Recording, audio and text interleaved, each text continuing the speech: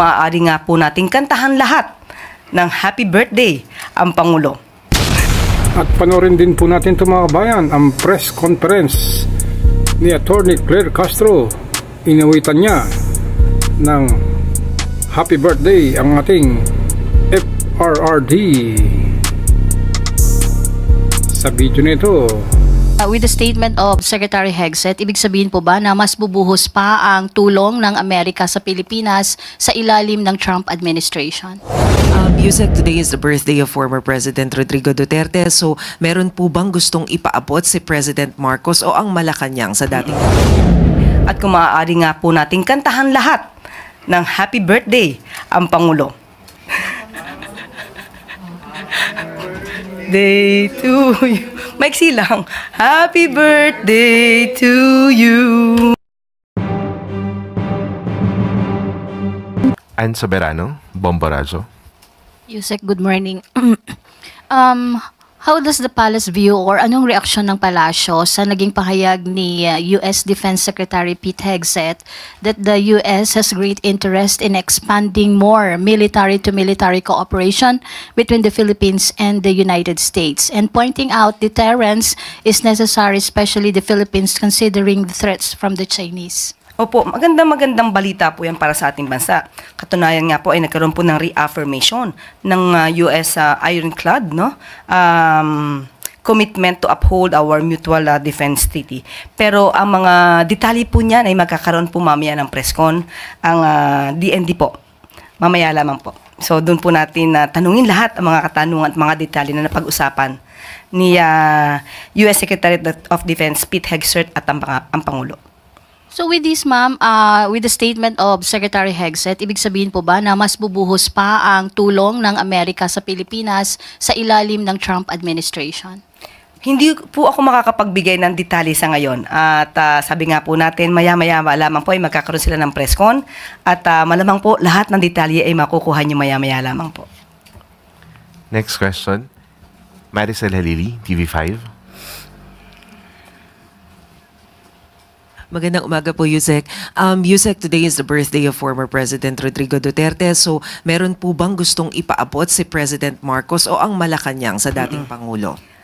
Katulad po natin na sinabi natin noong nakaraan, dapat lamang po nating batiin ng happy birthday ang dating Pangulong Duterte. At kung maaari nga po nating kantahan lahat ng happy birthday ang Pangulo.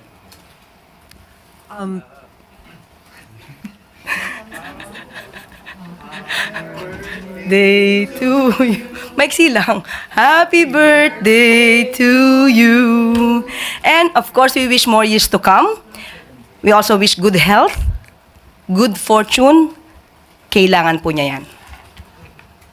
And of course, ma'am, ngayon habang sineselebrate yung birthday ni FPRRD, we're also expecting different activities both from pro and anti-Duterte, and obviously this is very divisive. So, what's your assessment on this? Do you see this as a failure on the part of government, not just on the part of administration, but on the part of VP Sara as well, considering that the brand of unity has always been the campaign of PBBM since day one? Actually, I believe it's only the pro-Duterte groups that have the activities to be conducted today. But with regard to the administration, we do not have any activity to celebrate the birthday. Po kasi ma'am sa Netherlands na mga victims na maggagawa rin ng activities. Well, anyway, hindi po natin kasi ito hindi natin mapipigilan kung ano mang gusto na gawing activity ng mga di umano mga biktima o yung mga nakikisimpatya sa mga naging biktima. Tama naman po, siguro dapat malaman din po ng buong mundo na hindi lamang po ang interes ng dating Pangulong Duterte ang madinig. Pati po yung interest ng mga nabiktima ang dapat madinig ng buong mundo. Hindi po natin masasabing divisive ito dahil sila nagsasabi lang ng kanilang mga hinaing, ng kanilang mga sentiments, ng kanilang mga opinion, at it's just a freedom of expression. So, hindi po natin ituturing ito na divisive. Next question. Follow-up question from Eden Santos, Net25. Good morning po, Yusek. So since hindi nyo tinuturing na divisive yung papakita po ng simpatsya o kaya yung pagpapakita ng kawalan ng simpatsya ng magkabilang taga-suporta po kay FPRRD ngayong kanyang birthday. So yung pong mga gagawing isasagawang mga pagtitipon ng mga taga-suporta nila sa Davao man o sa ibang lugar dito sa bansa ay okay lang din po yun. Hindi yun pipigilan ng ating mga kapulisan. Wala pong kautusan na pumigil sa anumang gagawing pagtitipon dahil ito po ay constitutional right ng bawat Pilipino. At huwag lamang po silang lalagpas at maituturing na ang kanilang mga ginagawa ay labag na po sa batas. At may bilin din po ang DOH, lalo't umiinit na ang panahon. Lagi lang uminom ng tubig, pumunta sa malililim na lugar, at kaya in other words, ingat. Ano na po yung mga parameters na pwedeng lumagpas sila sa limitasyon para naman po reminders lang din paalala doon sa mga magsasagawa ng mga pagtitipon or programa para sa birthday ni FPRRD po? Pag sumigaw na ibaksak ang gobyerno, isa yan. Kapag nagpatuloy ng pananalita para to sow fear, i-promote pa yung hatred sa government, bordering the line of inciting to sedition. Dapat alam po nila yan. Dahil sila naman po ay pinamumunuan ng kanilang mga leaders, so dapat alam nila ang kanilang limitasyon. Ang bawat responsibilidad ay may kaakibat na obligasyon. Ma'am, since kayo po ay bumati na ng happy birthday. Yung lahat, hindi lamang ako. Tandaan natin yan. RD. Ang Pangulo po ba, wala talagang statement or kahit na letter na bumabati po sa dating Pangulo? Ang tanong lamang po sa akin kanina ni Ms. Maricel ay kung Malacanang. So lahat na po yan. Lahat na po kami bumabati rito ng happy birthday. Pero ang Pangulo po mismo, wala pong pagkatapos po siguro ng kanyang napakahalagang meeting kay US Secretary of the Defense, tanungin natin kung meron siyang pabate. Going back po dun sa good news nyo kanina about pabahay, tinanong ko lang po kung kumusta na po yung 4PH ng Marcos administration. Ilang milyon na po bang pabahay ang naipatayo ng ating administrasyon para sa mga... Kung nakinig ka kahapon sa ating good news, meron po tayo patungkol dito sa San Juan. Ngayon po, sinasabi natin ay dito sa Davao. At ibibigay pa po namin yung iba pang nabuo at mga iba pang darating na programa. So, meron po tayong figures. Binanggit ko na po yan kahapon. At ngayon din po, binanggit natin. Okay. Thank you. Next question, Alvin Baltazar, Radyo Pilipinas. Yusek, good morning. Yes, good morning. Yusek, may lumabas lang na balita doon sa recovery ng 65 million pesos worth in line with the voucher program na mali ng DepEd during the past admin ng agency. Any reaction from the palace regarding? Yes, maganda pong balita ito. Dapat nasama po ito sa good news. Dahil sa pamumuno po, tandaan po natin, ito ay nasa pamumuno na po ang DepEd ni Secretary Sonny Angara.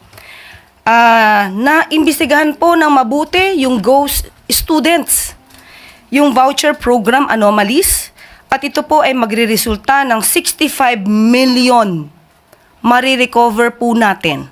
Tandaan po natin, itong mga ghost students na to ay nagsimula noong 2021 to 2022 at 2022 to 2023. Ito po ay panahon ni dating Pangulong Duterte at panahon nung naging DepEd Secretary, si VP Sara. So, with this result, we can now say that DepEd will not be put to dumpster. Hindi po mapupunta sa basurahan ngayon ang DOH dahil may ginagawa. Kung nagkataon po kaya na hindi pa siya ang naging pinuno nito, baka hindi pa po ito naimbestigahan. At hindi natin marirecover ang 65 million pesos na pondo mula sa mga ghost students. Yusek, follow-up lang sana. May nasampahan na ba ng asunto tungkol dito? At kung meron na, ilan yung mga nakasuhan na? Sa ngayon po, ang nasa balita po natin at sinabi po ni Secretary Angara ay nagbigay lamang po sila ng ultimatum, nagbigay ng demand letter para po dito sa mga schools na involve patungkol sa GOSI students. At yun nga po ay base po sa kanilang investigasyon, makaka-recover po tayo. Pero yung patungkol po sa mga criminal actions, tatanungin po muli natin kung ano po ang balak ni DepEd Secretary Angara patungkol dyan. Thank you po, Yusek. Thank you. Follow-up question. Gilbert Perdes, DWIZ. Next question.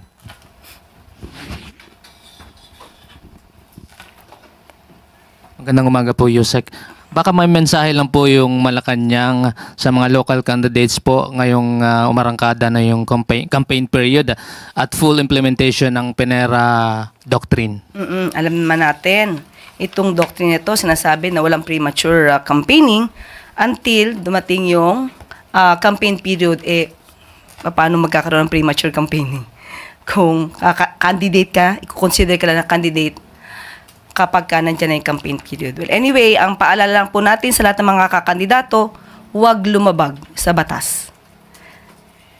Unang-una, kasi kayo po yung magsisilbing leader eh. So, dapat kayo po yung manguna na sumusunod sa batas. So, yun lang po yung paalala natin.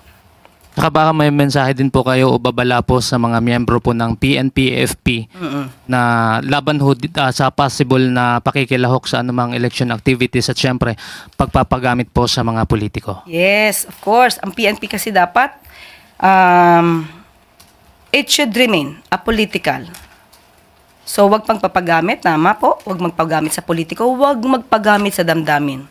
Alamin nila, tandaan nila na ang kanilang trabaho ay manatiling loyal sa bansa, loyal sa konstitusyon. Yun lang po. May isa pa po akong tanong. Yung kasi po may campaign period, mainit po yung panahon at yung ibang lugar po nagdeklara po ng suspension ng klase mga eskwelahan. At yun nga, ina-encourage pa rin po ba ng Malacanang yung house-to-house campaign dahil sobrang init po ng panahon at possible na kumalat yung iba't ibang sakit sa ngayong panahon po ng summer. Nako, sa panahon po ngayon, hindi natin mapipigilan kung ano po ang balak ng mga kandidato, kung paano sila mangangampanya. Siguro naman po, alam na nila kung paano ba alagaan ang sarili nila at alagaan na rin yung mga constituents sila. So, ipapaubaya po natin sa kanila ang decision na yan. But, muli, pinapaalala ng DOH na mag-ingat, uminom palagi, pumunta sa malililim na lugar, at ingat. Thank you po. We have Leth Narciso, DZRH. Yusek, sa mga nakaraang summit po ng Partido Federal ng Pilipinas, tiniyak ni Pangulong Marcos ang tulong na gagawin ng lahat ng kanilang partido ang magagawa para maipanalo yung kanilang mga kandidato. So ngayon nag-start na po ang kampanya sa lokal na posisyon. Ano po kayang tulong ang ibinigay o ibibigay pa ng partido ng Pangulo sa kanilang mga kapartido? Sa ganyan po kasi, ang makakapagbigay lang po ng detalye ay ang campaign manager nila na si Congressman Toby Tiangco. So, ipapaubaya ko na lang sa kanya yung ganyang katanungan. I think we don't have questions anymore. Yusek? At dito na po nagtatapos ang ating briefing. Maraming salamat, Malacanang Press Corps. Magandang tanghali para sa bagong Pilipinas. Ano po ang masasabi ninyo, mga kababayan?